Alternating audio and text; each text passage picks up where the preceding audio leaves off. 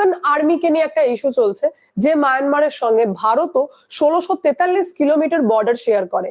বন্ধুত্ব আছে, বাট অন্ধ বন্ধুত্ব আমাদের কারোর সাথে নেই, বিকজ আমাদের বর্ডার সিকিউর করার দায়িত্ব আমাদের।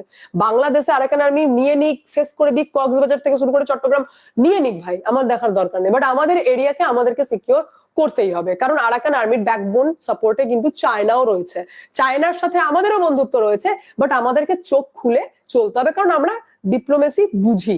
যার কারণে আপনাদেরকে জানিয়ে দিই, ইন্ডিয়া মায়ানমার বর্ডারে 31,000 কোটি টাকা অ্যাপ্রুভ করেছেন গৃহমন্ত্রী অমিত শাহ। আপনারা অবাক হয়ে যাবেন কি যাবেন না আমি জানি না, কিন্তু আমি জেনে অবাক হয়ে গেছি, যেখানে মায়ানমার এবং বাংলাদেশ, মায়ানমার এবং ইন্ডিয়া বর্ডার 1643 কিলোমিটার শেয়ার করে, সেখানে মাত্র 10 কিলোমিটার ফেন্সিং করা আছে, মাত্র 10 কিলোমিটার প্রপার ভাবে কাটা তার দিয়ে বর্ডার করা আছে।